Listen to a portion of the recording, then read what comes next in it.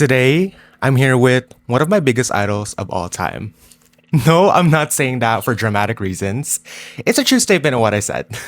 He studied a Bachelor of Arts in Broadcasting at Polytechnic University of the Philippines, also known as PUP, and had his first job at DZMM Teleradyo. He gave me some helpful advice on becoming a broadcaster, and now I want to interview him in today's episode. So please all welcome Sir Gabriel Gonzalez. Hi, Sir Gab. Hi, Waf. Thank you. So, Sir Gab's here. I'm so happy that he's here. I just want to say thank you, sir, that you agreed on wanting to course. join my podcast. You've been in my list for over a year na actually. Pero sabi ko sa sarili ko, paano ko ba i-invite to? Kasi ang busy sa production Yeah. talaga. And busy sa field. Busy talaga sa field. Ayun, tapos you said na you resigned. Yeah, I resigned sa DZMM talaga. Yes. But I'll be back on air very, very soon. Yeah, so he resigned. So nung nalaman ko, nagulat ako. Tapos the next day naisip ko, wait, kailangan ko siyang interviewin bago siya bumalik. Kasi alam ko hindi na siya magiging busy again and so much more. Pero yeah, it's a huge opportunity for me to be with you here since because you're a broadcaster and I'm also a broadcaster. So a lot of people can learn from what you are and you have a really different, unique job which from all the friends that I know, is very unique. So I want to ask, sir, how's your life recently? Kumusta ka? So ito, nagpapahinga lang. I'm using this opportunity to really, rest and recuperate. Kasi the past 2 years talaga ng job ko sa DZMM Teleradyo as a reporter, it's very, very taxing. Nakakapagod talaga siya physically and mentally. So really, when you have the time to, rest kahit for 3 days lang, malaking bagay. So yun yung ginagawa ko ngayon. I see. Ang galing niyan. At least nagpapahinga ka. Kasi Yes. halos, were you on the field for Monday to Saturday? Tama? Monday to Friday. Monday to Friday. I see. for a year. For And then nung nag-graveyard ako nitong February, ang pasok ko ay naging Sunday to Thursday. Sunday. Oh my God. Walang Yeah. pahinga. Sunday Meron naman kahit paano. 2 Pero days. alam mo yun, pagka graveyard ka, when you're in the graveyard shift talaga, alam mo yun, mawawala ka ng social life. Oh, totoo Mawawala ka yan. ng social life. Totoo Kasi yan. tulog ka, gising ka, tulog naman sila. So paano gagawin natin yan? I see. Pero paano mo na-handle yung graveyard shift? Parang ako nag-nursing. Una muna sa lahat, nag-research ako. Ano bang i-expect ko sa graveyard shift? That's Ganyan. nice. Medyo nahirapan din ako mag-adjust in terms of tulog kasi for a year, talagang talagang pang-umaga ko eh. I mean, normal akong tao. Oh, no. Pero these past 3 months, vampira. Anyway, madali naman ang nakapag-adjust. Tapos, yung workload sa panggabi, napag-aralan ko naman, madali lang sa graveyard sa totoo lang. Madali lang talaga. Madali lang. Oo, madali lang. Like yung mga stories mo is crime. People's stories, di ba? Parang kakalkalin mo police stories yun, police reports. And also disaster, aksidente. So madali lang siya. I get it. Kailangan mo lang talaga kapag halimbawa, kahit saan, kailangan marunong ka makisama para hindi ka pagtaguan ng storya. Pagtaguan meaning, halimbawa may nangyari dito sa Commonwealth, wala ka doon, nasa Manila ka. So, pagka hindi ka marunong makisama sa kanila, ay itatago nila yung story sa'yo. Hindi ka nila sasabihan. Yeah, I get you there. Pero grabe yun, no, graveyard shift. Parang hindi ko kakayanin yun. Pero since, anong oras kang nagsa-start and anong oras nag-e-end yun? Ang shift ko dati was 10 to 6. 10 to 6. 10 p.m. to 6 a.m. Pero kasi maaga ako palagi. So, 9 p.m. pa lang, nakikita na kami ng driver ko, nung pilot ko. Kasi every reporter has a pilot. Gets. Every reporter has a crew cab. So ako, meron din ako nun. So maaga ako palagi. Yung 1 hour kasi na yun na parang interval bago yung actual shift mo, malaking bagay yun actually. Kung wala ka pang storya, makakahanap ng storya. Ang galing. Okay. ganun. So, since sabi mo 6 a.m., di tulog ka for 6 hours? 7? Mga ganun? Mga 8 So hours. normal din ang 7 to 8, tulog. yeah. Akala ko kasi usually ako, hindi naman kasi ako sanay din kasi napupuyat naman din ako, alam mo yan. Natutulog lang ako 3 hours, tapos gising na ako, pero hindi ko alam na ganung parte pa rin pala, umaabot 8 hours. Kasi pag hindi mo umabot ng 8 hours, mamamatay ka nun. Madali kang mamamatay. Totoo Madali kang mamamatay. Kailangan talaga kapag ka nasa graveyard shift ka, kailangan kumpleto tulog mo. Pag hindi kumpleto tulog mo, mamamatay ka ng Oo, maaga. tas kape kasama dyan, diba? Yes. Kape kasama Yes. dyan. Kape kasama dyan. Pero yeah, we will learn more about Sir Gab's broadcasting life. Pero let's start off from where you actually started. Since we went to the same school, Maris, you were batch, ano bang batch mo, sir? 2020. I was batch 2023 to 4. Kami Tama. yung pandemic batch. Yeah, oo. Didn't graduate. I see. So, since senior high school kasi is where I originated, what was your life like nung senior high school, sir? Alam mo, you'd be surprised. Hindi Humes ang strand ko. Ano? STEM ang strand ko. 'Di ba? Anong kinalaman nito sa broadcasting at siya sa journalism? Hindi siya magka-linya. Oo. Kasi ang gusto ng parents ko nun, mag-architecture ako. Oh o my kaya God. biology, o kaya engineering. Sa totoo lang, weakness ko talaga ang math. Sobrang weakness ko ang math. So parang, sige, try lang naman natin. Pero fortunately, nakapasa ako sa BS Bio sa Ay, wow. UST. Sa USTET. Love that. Pero hindi ako nakatuloy sa UST kasi nakapag-decide na ako. Magbo-broadcasting ako sa PUP. Paano ako nag-decide na mag-broadcasting sa PUP? Nung naging MSCB-SHS secretary ako. Shocks. Oo. Yung hindi ma-announce ng president, ako nag-a-announce, di ba? Oh, So okay. parang announce yung ikaw yung magbibigay ng updates ng balita. Yeah, Very reporter talaga. So kaya ako nag-decide na mag-broadcasting. And like you, parang normal lang naman yung naging buhay ko sa senior high school. May mga hell weeks. Totoo Hell yan. days. Totoo yan. Hell days. Pero alam mo, kung titingnan ko, yung mga hell weeks na yun, hell days na yun, I'd rather have. Totoo kesa yan. yung mga marathon ng mga coverages na walang tulugan talaga. Grabe. Totoo yan. Tapos ano rin kasi, parang madalian din yan, no? Pag may news agad, diretso ka, gawa ka ng Yeah. news pitch. And also, no, it's not just a news pitch, halimbawa may madami. nangyari. Oo. You have to learn how to annotate. You have to learn how to report without a script. Ay, totoo yan. Nakikita kita ng ganun eh. Yes. You have to learn to report without a script. Kasi yan ang buhay ng radio reporter, radio reporter. That's good That's good. Ibig sabihin, early on pa lang, alam mo na kung anong track ang tatahakin mo. Yeah. So, ayun yung maganda sa'yo. Kami naman parang wala kaming content creator sa batch namin. I don't know, baka meron. daw yung uni. Baka meron, pero ikaw ang una. Ako Okay, yung una, okay. sabi nila. Nice. Pero wala kaming content creator sa batch namin. Hindi uso sa amin yun. Puro kami mga sub-sub sa pag-aaral tsaka sa mga college entrance tests. I see. Pero ano ba yung mga colleges na tinake mo that time? 3 lang. UP, UST, and PUP. Oh, I see. So pumasa ako sa UST and PUP. Mind you, yung dalawang yun na mga entrance test na yun, hindi ako nag-aral doon. Pero doon pa ako pumasa. Sana all. Samantalang yung UP, bagsak ako sa pag-aaral noon tapos hindi ako pumasa. Hindi ako pumasa dito sa Diliman.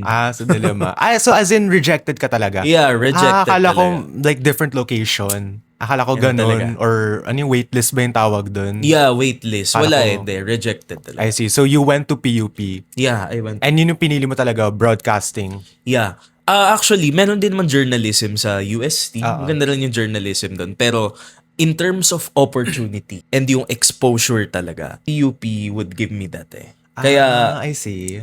yun yung pinili ko. Sa I PUP see. ako. That's nice. So you went on to PUP for 2022, tama ba? 2020. Gumraduate ako sa PUP.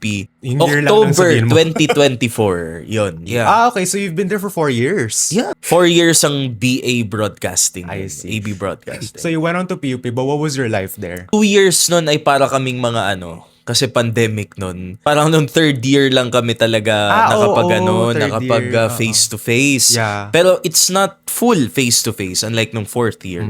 Parang normal lang naman siya. Sub-sub kami sa mga productions bukod sa mga output sa school. Yeah. Kasama sa mga pinoproduce namin, mga docu, short film, Short film. podcasts. Yeah, oo. But itong mga ginagawa Ginagawa ginawa na rin namin. namin. Yeah, oo. Pero nung college na namin nagawa yun. Gets. Yun yung naging buhay namin. Tapos after ng klase, Kasi iba ang campus ng COC, ng College of Communication, sa main campus ng PUP. So after, pupunta kami dun sa main campus, sa tambay kami dun. Get it.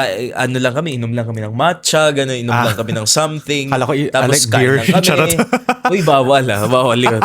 Pero may mga nagpapasok. May mga nagpapasok, yung nakikita ko kayo Kayo nag-ano. Anyway, hindi ko naman kayo ispluk. Pero kumakain kami dun sa Linear Park. Linear Park kung tawagin, yung pinakatambayan ng mga estudyante dun. Yun, kwentuhan, something.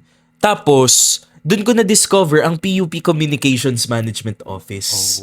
So, nag-intern din ako sa kanila. I was a volunteer until I graduated. Ay, wow, that's From nice. 2022 up until I graduated, nag-volunteer ako sa kanila. Hanggang ngayon, we're still connected, That's yung PUP nice. Communications Management Office. That's so nice to hear. Isa rin sila sa mga reasons kung bakit ako tumuloy sa gantong klaseng industry. That's nice.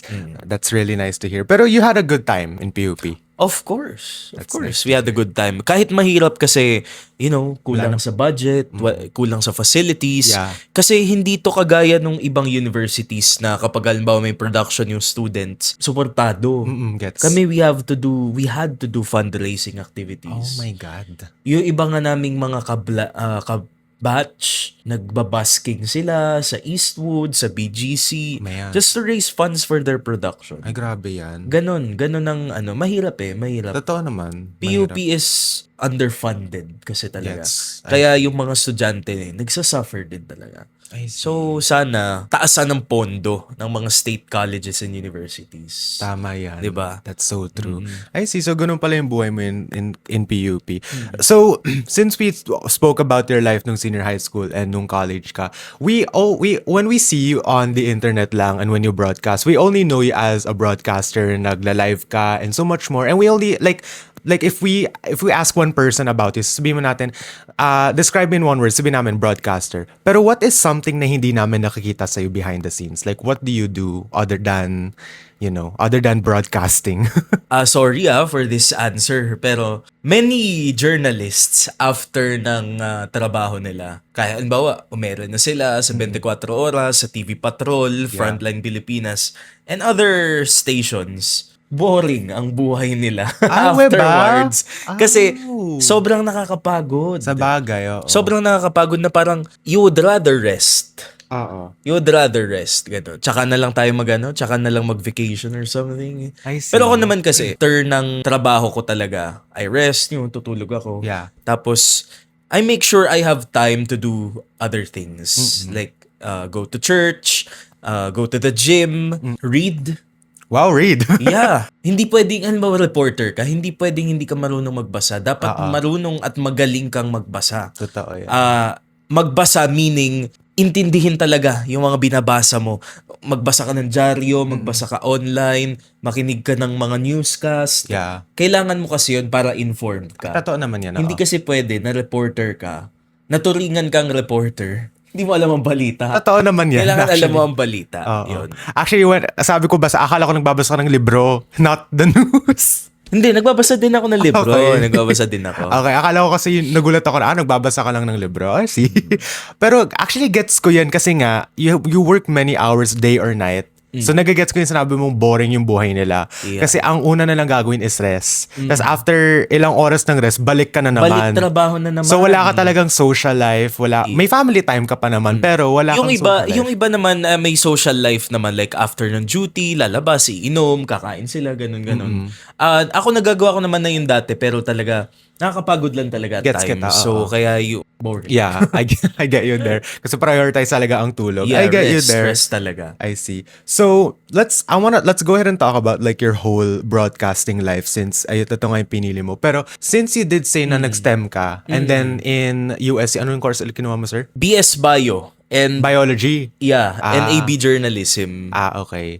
So biology was your first one pero you actually did broadcasting. Yeah, na. in PUP. What made you had an interest na gustong-gusto mo talaga mag-broadcasting in the first place? Okay, so matagal na akong nakikinig sa balita. Bata pa lang ako nakikinig na ako sa balita. Tapos galing. parang ini-imagine ko, what if one day magbalita din ako? What if one day, makita rin ako sa TV? One day, marinig din yung boses ko sa radyo. So, yun. Yun talaga, matagal na yung interest na yun eh. So parang medyo nagulo lang nung senior high school. Kasi sorry, magaling yung teacher namin eh. Magaling yung teacher namin sa biology. So talagang nagkaroon ako ng interest. So parang may future yata ako dito. Pero magaling talaga siya. Pero actually, ang core ko talaga is, pagbabalita, pagbabroadcast. Yung interest talaga. Yun talaga. Yun yung interest ko. So you had it as a child na pala. I Yeah. see. Mga pinapakinggan ko noon, DZMM, DZBB, TV Patrol, 24 Oras. Yan yung mga kinalakihan kong kinalakihan ko yung the iconic Mike Enriquez, Noli De Castro, Tama. Mel Chanco, and yung mga ibang magagaling na mga reporter, Tina Monzon Palma. Yun, mga magagaling talaga sila. Ang galing. So you had it as a child na pala. Yes. Kasi nung sinabi mo kasi na STEM ka, akala ko you had a different path. Pero yung pala, nung bata pala, gusto mo na. Yes, You really wanted. Ang galing naman nun. So, kaya ako nag-STEM, perhaps dahil na-pressure din sa mga magulang ko. But they ultimately, supported me naman sa journey na to. I see. Oo. I get you naman there. So yeah, that's nice. So, you were in DZMM for how many years na ba, sir? Almost 2 years. Almost 2 years. Almost 2 years ako doon. I see. So I know that you've had a lot of experiences there and memories na nagustuhan mo. What was your most memorable and most difficult moment in your broadcasting journey? Una muna tayo sa memorable moment na hindi mo talaga makakalimutan hanggang ngayon. Yung mga disaster coverage. Oh. Hindi ko makakalimutan yun. Yung lulusong kami sa baha. Although complete naman yung gear namin, pero lulusong ka sa baha just report the situation. That's that's one of the essence ng broadcasting ng reporting and journalism. You have to be there on the ground. So yun isa sa mga memorable. And also, hindi ko makakalimutan yung first coverage ko. Yung pagbabalik ni Mary Jane Veloso from Indonesia dito sa Pilipinas after 15 years. So, kinover namin yon. Kasama ko yung si Radyo Patrol, Steve Raz. I-search nyo na lang siya. Oo. Kasama ko siya noon. Nagsha-shadow ako sa kanya. Tapos parang, hindi ko pa alam ginagawa ko nito. And ganyan. So, ginaguide niya ako. Pero nakita ko yung reaction nung, hindi ko kasi nakita talaga personally si Mary Jane Veloso. Like, yung in person, yung malapitan. Pero nakita ko yung mga magulang niya. Nung nakita na nila na bumalik na, dumaan na si Mary Jane Veloso. Nagsigawan sila, yung mga kamag-anak, tapos iyakan sila. Ang galing. Iyakan sila. Kasi they're poor. Hindi naman sila palaging nakakapunta sa Indonesia to visit Mary Jane Veloso. And even ngayon, nakakulong siya sa Correctional Institute for Women sa Mandaluyong, pero hindi naman nila palaging nabibisita si Mary Jane Veloso. I get So yun yung isa sa mga memorable na mga experience ko. I hope dumating ang punto na si Mary Jane Veloso ay bibigyan ng clemency and I will be there to cover it. That's nice. Parang full circle moment. That's really nice. I like that. I think yung first coverage mo lang yan, I think pinost siya sa Maris page eh. Ayun yata yun yung nakita ko. Pero I'm not sure if ayun ba yung kinoverage mo nun. I'm gonna have to look back and see kung ayun ba yun. Pinost ba yun? Hindi ko alam. Alam ko pinost yun eh. Tapos screenshot ko, sinend ko sa'yo, congrats sir. Okay. Pero hindi ko alam kung ayun ba yun eh. I just have to look back again. Okay. Pero yung sa baha, yun yung bandang 2025? 2025. Nakita ko yung post mo na sabi ko, oh my God! Yeah, tapos Grabe dahil yun. kasi yun sa mga buwisit na mga contractor ng flood control, hindi kasi dun inayos kaya ang dami nag-start. nagbabaha. Oo, doon nag-start. Ang beat ko nun ay Southern Metro Manila. You know, sa ibang parts ng Metro Manila, hindi madalas cover ang South, pero napakabahain ng South. Imagine, Las Piñas, mabahain na Muntinlupa, ang lalalim ng mga baha dyan. Totoo Kasi yan, sir. they're surrounded by bodies of water. Totoo yan. I see. Pero doon din nag-viral yung mga ibang news reporters din eh.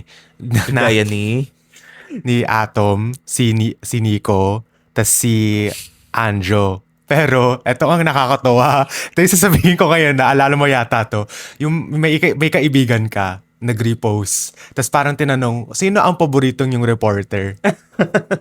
Tapos, ang caption niya, si Gabriel Gonzalez at si Nico Wae. Tapos nag-comment kasama, we, talaga ba? Tapos parang minessage niya ako, edit mo nga to, gawin mo nga yung picture ni Sir Gap, tanggalin mo na lang yung mga taong sino mo gusto. Kinoment ko, daming tumawa sa inedit ko, ipapakita ko sa video yun. I was so proud. Yeah, I'm so flattered. Anyway, Oo. malayo pa yung journey ko. Wala pa ako sa kalingkingan ng ibang magagaling na mga disaster reporters. Oo. Kasi that's a beat as well. Oo, totoo yan. Disaster beat reporting. That's a beat. that's a true statement there. I see. Pero those are one of your favorite memorable moments. And ang ganda ng stories mo dyan. Pero what was a difficult moment na sobrang na-affect sa'yo? Marami. Kapag papasok ka sa media, you have to prepare yourself kasi hindi pwedeng sensitive ka dito. Totoo yan. Hindi pwede yung tinatawag nilang balat sibuyas na nasigawan ka lang, offend ka na. Totoo yan. Hindi pwede yung ganun. Isa siguro sa mga difficult realities of media, hindi lahat ng nasa media ay professional. Totoo. Marami sa kanila ay unprofessional din. And that's reality. Kung papasok ka sa media talaga, na marirealize mo yun. Oo. Totoo naman. I realize get you mo. there. Kasi tama din yung sinabi mo eh. Yung pag magkakamali ka lang, mamumura ka agad or anything, magagalit. Like, But bawal but sensitive. that's not the hard part. Ako naturally, I'm an introvert person. Hindi talaga ako extrovert na parang ako yung pinaka-social social butterfly sa opisina. Tahimik ako. And maraming kagaya ko na tahimik lang na ang tendency ay nabubully. So, hindi natatapos ang bullying sa school. Kundi na Even sa work din. workplace ay Totoo. may bullying din. Totoo yan. I guess yung difficult moment is most of the time, ikaw lang talaga mag-isa. True. Kasi of course, reporter ka, ikaw ang nasa labas, dapat alam mo gagawin mo. Yeah. So nung una ako, nung bago pa lang ako, doon ako nahirapan. Na ikaw lang. Oo, na ako lang, ganyan. Tapos parang, gets ko naman, they're trying to teach me how to swim alone. Totoo. When you were alone, na ikaw lang gumawa rin ng sarili mong news coverage or ano bang ginawa mo? Ako, naghahanap ako ng balita. Naghahanap Umiikot ng ako. Ganun. Tapos yung, basta yung pressure na lang. I mean, nandun naman yung pressure Totoo. talaga eh. Yeah. Hindi mawawala yung pressure. That's very Yeah. true. You have to understand na kung papasok ko sa media, hindi ka dapat, crybaby. Totoo. Hindi ka dapat crybaby Yeah, dito. oo. Pwede kang umiyak, of course. We're human. Pero, hindi dapat, hindi ka dapat sumuko agad. Gets. Hindi ka tatagal pag susuko ka kagad. Yeah, I get you there. Kaya tama yung sinabi niya and that's very nice. Pero I like your stories nung difficult moments and memorable kasi ang galing eh. Nalalaman ko kung ano yung mangyayari din sa akin in the future. Hopefully, it doesn't happen to you. Hopefully, it doesn't happen to you. Kasi, like, I'm not speaking as a reporter. I'm speaking as someone in the workplace. Oo. When someone is bullied in the workplace, it affects his or her moral, his or her motivation to go to work, di ba? Yeah, oo. Paano kung halimbawa pangarap niya pala yan? So, iiwan niya just for this stupid workplace bullying? Kaya ang mahalaga, And also, be professional. yeah, Be true. professional. Tanggapin natin kung ano yung isang tao. Gets. Tanggapin natin. Tsaka yung pakikisama lang din talaga, pakikisama. Yun pala, isa sa mga difficult moments ko, nahirapan ako makisama. Nahirapan ako magbasa ng mga tao. So that's a skill na kailangan nyong matutunan. Kailangan mo matutunan early on. Kailangan marunong ako magbasa ng tao para mapakisamahan mo sila ng maayos. That's nice. Kasi minsan, yung pinapakita nila sa'yo, gusto nila, pero ayaw pala nila. You know, I wish before ako nag-start ng broadcasting, I wish nagkita muna tayo. Tapos binigyan mo na ako ng advice agad. Kasi what you're telling right now, kaya nakukita mo sa mukha parang, oh my God, oo nga, tama. Kasi Anyway, it's good. hindi. It's okay na magkamali ng college ka pala. Oo. Yeah. It's okay na magkamali ka ng college pa lang. Para alam mo na. Pero, the real world is very harsh. So, you have to Oo. prepare for it. Yan. Yeah, that's... Nangyayari yan. Kaya yan. Kaya yan. I see. Pero that's all really. Pero because you do a lot, ang dami mong talagang ginagawa, what is your favorite and least favorite thing to do? Okay. Favorite As a na. reporter, my favorite thing to do is really to talk to people. Tama. Yung interview people. Interview, oo. Gusto ko makita yung epekto ng government policy sa mga ordinaryong mamamayan. Gustong-gusto ko silang pinakikinggan. Halimbawa, maririnig mo yung frustration nila na, halimbawa, yung Sunugan ng bahay, ganun. Oo, nasunugan ng bahay, ganyan-ganyan. Tapos yung mga epekto ng government policy, like, ang taas-taas ng gas, taas-taas ang presyo ng produktong petrolyo. Yeah. Anong ginagawa ng gobyerno, di ba? Ang apektado dito, ordinaryong mamamayan. Totoo. Yung pagsususpindi ng excise tax sa LPG and kerosene, malaki ba naging epekto sa mga food owners? Sa mga food business owners? Yeah. Yun yung mga masasarap gawin. That's my Oo, favorite na thing to interview. do. I see. People stories ang tawag dun People stories. Yung epekto ng government policy, aalamin mo yung epekto sa mga tao. Yung least favorite thing, Yung parang, like, hindi mo masyadong bet gawin, pero kailangan mong gawin. You know what I mean? pag nakakakita ka talaga nung mga na-aksidente, tas parang durog-durog yung katawan, parang ang hirap niyang tingnan. Oo. Parang naisip ko, umalis ka sa bahay thinking na safe kang makakarating sa pupuntahan mo. Pero ganun pala mangyayari sa'yo. I see. Kalunos-lunos. I see. Probably that's my least favorite thing to do sa coverage. Pero natatrauma kang tignan. Hindi naman. Pero ayoko siyang tingnan. Mahirap lang tignan. Mahirap ganun. siyang tingnan. And also, mo, pagka nakakakita ka ng mga nasusunugan, umiyak sila, wala na silang naisalba, mahirap yun. Mahirap yun. Kasi parang gusto mo rin silang tulungan and do something about it. A quoting siguro yung one of my friends sa graveyard. Di baling walang maibalita, basta walang nasaktan, walang namatay, walang nasunugan. True. Ang ganda ng quote na yan. That's a nice one. Kakaption ko yan. Yeah. Kakaption ko yan. Yeah. Dash. Di baling walang maibalita. Tama naman, from your friend DZMM. Wala tayo na name drop.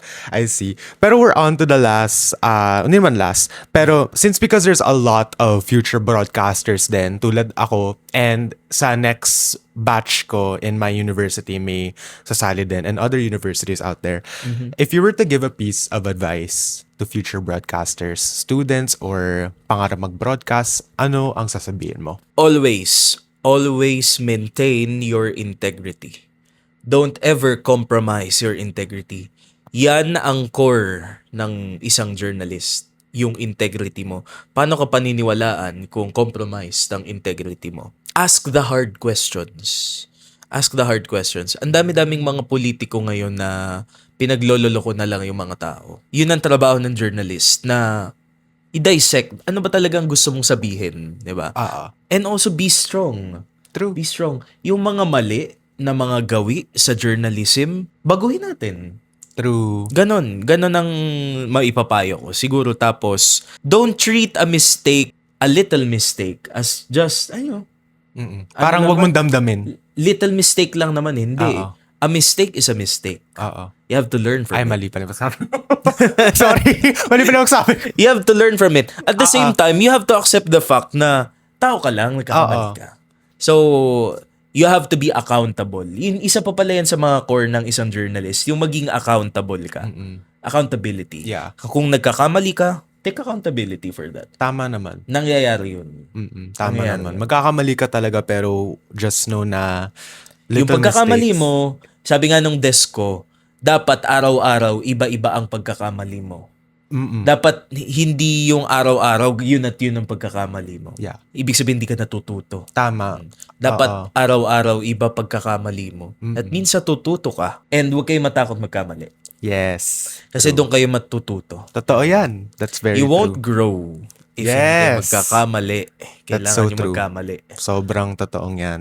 I see. Those are very nice advisor na ako naman din na-impact ko naman din sa sarili ko as a, broadcaster. So, we're done with all the questions about your life. Pero, let's talk about our friendship. Yes. So, yes. every Talk with Wavy episode, every guest, we always talk about our friendship. Kasi parang ayoko naman maging formal lang to. Gusto ko naman din na may have fun din.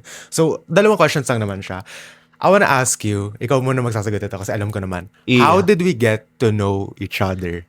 I think we got to know each other nung sa fair Nagkita tayo Sa fair? Sa fair ba yun? Or hindi, before that. Before the fair. Before the fair, nung I think pinakilala ka sa akin ni Sir TP. Oo. Oo. Na parang, actually sayang eh, hindi ka Sobra. nakapag Naiyak ako nun. Hindi ka pa nakapag OJT sa Naiyak ako. DZMM, sayang. Pero actually, they accept OJTs now. Yeah. Kung gusto mo mag-OJT ngayong college, go. I see. Yeah, pero doon kami nagkilala ni Sir. Parang when work immersion was starting, like to prepare, sabi ko, parang kwento ko lang kay Sir, kwentuhan lang kami, ganun. Tapos sabi niya, alam mo ba, may kakilalang batch dati dito sa Maris na nagtatrabaho na sa DZMM. Tapos sabi ko, sino? Sabi niya, eto, bigay ko sa yung pangalan, ganun, gawa na lang ako ng GC. Ayun doon kami nag-start. Yes. And then, throughout the whole process, hindi ako nakatuloy kasi of, ano yun? Parang hindi nag-accept na OJT. Hindi nag-accept. At I think that's February eh. February sila din yun, nag-accept. No? So yeah, which gets ko naman din. Naalala ko yung time din, umiyak ako dito. Kasi wala na ako. Yun lang yung meron ako. Pero now looking back, sabi ko, I need to have a backup just in case. Kasi, And kagaya nga ng sinabi ko sa kanya, kagaya ng sabi ko sa'yo, maybe hindi destined na mag-OJT ka sa DZMM, but destined na magtrabaho ka. yun sinabi niya sa akin.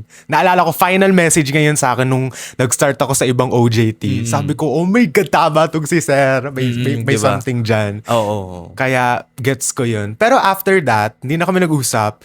Pero nung nalaman ko pupunta ka ng fair, doon na kita chinat. Sabi ko, Sir, Yes. makita tayo. Wala kang choice. Yeah. Charot lang. Doon na kami nagkakilala. And then, you were with your friend na kilala ko din. Tapos parang sabi niya, labas ka, makita tayo dito. Doon na ako nagulat, nandun ka na. Yes. Hoy, sobrang natatawa ako sa itsura mo. Naka-shades ka pa nun. Kasi Artista. ang ano nun, it's very, very sunny. Masakit sa mata. Okay. Sa mata Sensitive yun, ka ba sa sunlight? Sensitive ka. So, palagi ako may shades I see. sa bag. Pero grabe yun, nakita ko, sabi ko, ay, artista ba yan? Or ano ka? Suot ko na naka-long sleeves ako eh. Tapos, Oo. diba? Oh. Uy, summer yun, March yun eh. Hindi, naka-ano naman siya. Naka-roll. Oo, naka-roll. Naka-roll yun na yun eh. Pero pawis na pawis ako noon. Pawis ako noon. Oo. Pero after nun, nag-usap kami in the faculty, tas ang dami mong advice na binigay sa akin na, naalala ko pa, yung may kunento ka about the triangle. Napag-aralan namin yun. Pinag-share ko sa kaibigan mo. Sabi yung, huy, ito yung pinag-aralan ni Sir Gab sa ganyan, ganun. Triangulate. Oo. Para tumayo ang isang storya, kailangan may isang side. Halimbawa, police story. Andyan yung investigation ng police. Andyan yung andyan yung side ng suspect. Oh, you get the side ng biktima para tumayo yung story. Yun yung Kasi kung pag-aralan wala yung biktima, ay tutumba yan. Yes. Yun yung Tutumba siya. pag-aralan namin. I was geeking out that Yes. time. Pero yun, the Maris Fair, nakita kami doon. Pero after a couple of months later, nung November, nakita rin tayo. Yes, We we had, did. parang biglaan lang. Sabi ko, saan kita tayo? Doon kami nag-start advice session. And then, Breakfast. Ganun yeah. lang, breakfast. Linibre niya ako. Linibre niya ako. Was so proud. Charot. And then after nun, now we're here. Yeah, we're here after now. After months. Pero we never really talk. Hindi kami masyado nag-uusap kasi busy rin kami. Mas lalo ka na. Mas lalong Busy busy rin ka talaga. na. And yeah, pero we enjoyed our time together. Naman. Pero alam mo, Oh. one of the good things na napansin ko sa'yo, you're very willing to learn. You're very willing to learn. Nakikita ko yung sarili ko sa'yo. That's one thing na sana hindi mawala sa'yo pag pumasok ka na sa media. Yung willingness to learn.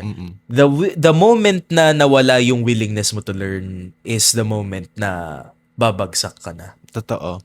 Kasi what do you mean you're no longer willing to learn? Hey, mamayabang ka na ba? Oo. And I love I've seen many people. Yeah. And when we were learning about all of the things, like nung second term, we learned how yung cameras, tas yung video switchers, and then this now na we're learning how to write news. Ang sayang gawin, pero nakakapagod lang. So parang, totoo naman nakakapagod, pero ang sayang yung tutunan na, so ganito pala paggawa na AV script, ganito yung pag-edit. It was Yes. fun. Kaya sabi ko, I really like it here. So ito talaga yung kurso para sa akin, and that's what it is. Pero when you were starting to know me, like bago pa tayo nag-know for each other, may first impression ka ba sa akin? You're very outgoing. That's what people say. talaga. You're very, very outgoing. And madaling mapansin yun. Madaling mapansin. Until now, yun yung impression ko. Yeah. You're very, very outgoing. Oo. You know what to do. You know what you want to do. Mm-mm. And that's a good thing. Yeah. Don't succumb to peer pressure. Kung ano yung kailangan mong gawin and gusto mong gawin, go. Ganun din ako. I don't care about other people say, Yeah, kundi parang good. ako lang. Good.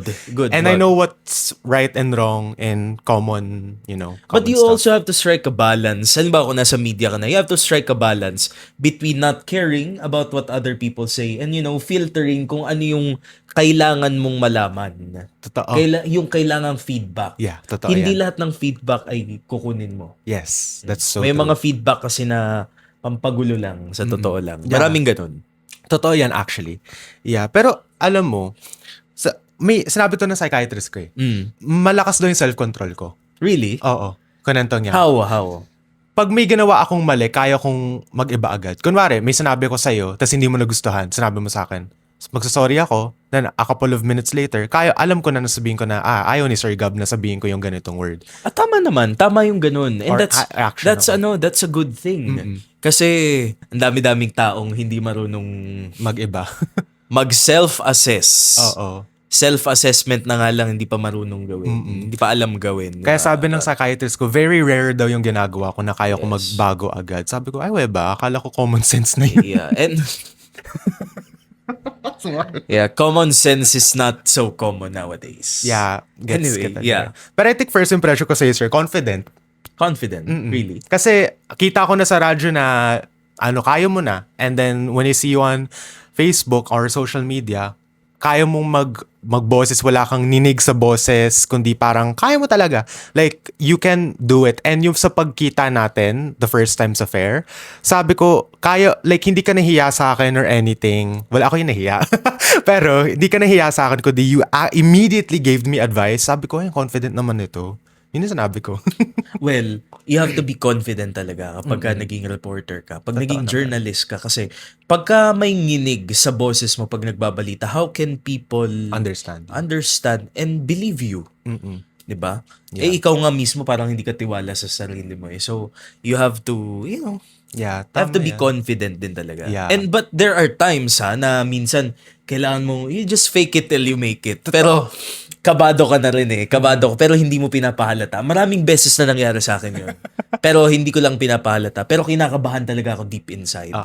Just fake it till you make it. True yan. Actually, sobrang true yan. Nangyayari yun. That's a reality. That's so true. Pero yeah, that's how our friendship, kind of evolved. Pero Yes. by not talking. Pero face-to-face kita. I'm very, very open naman kapag kailangan mo ng advice. Yeah. I'm just a message away. Yeah, Call, nung diba? February, I messaged him about hate. And sabi ko tama ka dun. Yeah. Kaya parang sabi ko, my God, kailangan ko to maging partner sa radyo soon. Di ba kakwento ko sa'yo na sa vision board kita? Ayun ka. Oh, really? Ayun, Oo nga, napakita mo nga sa akin. Yeah, that's and then so, I see you. it's and really, like, really cool. Tapos nasa iPad ko parang, andito ka nga. Ayun, labo lang ng mata mo. Labo lang ng mata mo. Pero yeah, that's how our friendship evolved. Yes. Pero for my last question for you, for your future, since because the days and the years go you can't really predict what's gonna happen. Pero where do you see yourself in 5 years? Like, may plano ka bang dream na puntahan? Or like, where do you see yourself in 5 years? Okay, i-classify muna natin sa personal, professional, and other things. Professional muna. I can see myself still doing what I love. Nice. 5 years from now. Nice. Mahal na mahal ko talaga ang paggawa ng dokumentaryo. Gustong-gusto kong gumawa ng mga dokumentaryo na ang focus ay yung mga ordinaryong mamamayan. Yeah. And I see myself na gumagawa ng maraming ganun. And ito, reporting. Kasi mahal ko talaga mahal kong pagiging journalist. So, yun yung nakikita ko. In terms of personal, perhaps I could see myself, settling down, perhaps starting a family, Oh, ganon. shocks. Pero before that, travel muna. Totoo, Travel. travel. I wanna go to Europe, Wow. Mediterranean, yung mga bansa sa Mediterranean. So kung gusto ko mapuntahan. Yung mga travel talaga. Tsaka I also wanna give back to my parents. I get you. And my grandparents as well. My family. gusto ko silang ma-spoil. Gusto ko silang ma-spoil. Yun. Ginagawa naman na natin yun. Sana magawa pa natin sa mahabang panahon pa. Ibig sabihin, yun nandyan pa sila. Yes, I get you there. That's nice. That's Yeah. really nice. But I love how you're going to, malamang kasi you're passionate on it. So you're still gonna continue it for years from now. Tama na you're gonna tell. Diba you traveled recently? Yes. Pumunta ka ng Palawan. Baguio. Palawan nung January and then Baguio. Baguio. Yes. So that was personal, ano lang. Hindi siya for work. Personal. I see. Akala ko for work Personal siya. vacation. Awa na lang. Awa na lang. Kasi nakita ko, sabi ko, Kasi- Baguio siya. Yung ganun ka layo at ganun katagal na bakasyon, that's for personal talaga. Personal talaga. Hindi ako pumapayag na ng trabaho doon. Like, gawa ka ng gantong report. Mag-report ka ng ganto. Ayoko ng ganun. I get you there. Gusto ko bakasyon. Pag bakasyon. Yeah. Kung gusto ko mag-contribute like nung ginawa ko sa Baguio, nag-send ako ng selfie report. Nag-send ka ba nun? My Hindi ko maalala. terms dapat. Ko maalala yun Oo. Yan sa strawberry farm ako sa La Trinidad, Benguet. Oo. Yun. Oh, pero nung nagkita rin kami nito noong November, nag-selfie report, nag-report ka lang din. But that's flash report. Oo. Ayan example na yun sa'yo kung paano yung mga ganun. Pagka may mga breaking news, mabilis yun. Oo. Mabilis yun. I remember, inaresto na nun yung isa sa mga pinapa-aresto ng Sandigan Bayan. Pangalan si Dennis Abagon. Oo. Engineer. Dahil dun sa involvement niya sa flood control anomaly sa Oriental Mindoro. Yun inaresto ng NBI. Yun, oo. Yes, yun. Oo. Pero that time, sabi niya sa akin, sandali gagawa lang ako ng flash report. Tapos time lang doon ako. Tapos lumabas siya. Sabi, wait lang kuha lang ang signal. Tapos tinawagan mo ako, nag-flash report ka na noon. Tapos sobrang nagulat ako na ang bilis mong gumawa ng script. Which, alam, sanay ka naman. I know, kailangan I know mabilis that. talaga. Oo. As a journalist, kailangan mabilis ka kumilos. Matalas ang isip mo. Oo. Hindi pwedeng, sorry, ito yung term ng professor ko. Pag journalist ka, bawal ang tatanga-tanga. Totoo naman. Okay.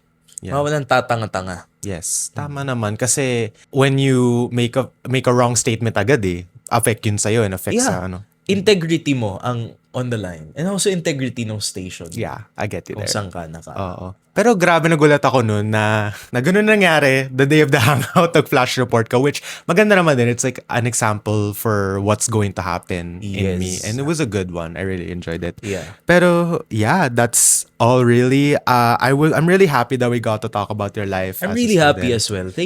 Thank you, Bam. It's Yeah, been a thank you while rin. since I talked to someone or I got interviewed by someone in terms of my personal life, my professional life. Yeah. Madalas kasi tulog lang ako. Gets naman kita. Wala kang Madalas tulog kasi, As a graveyard reporter, ang hirap kasi. Totoo yan. Anyway. But I'm happy to know about your life nung student ka Yes. and life mo as a broadcaster, our friendship, and your future. Yeah. I'm so happy na nagawa na natin to and I'm just really happy. Yeah.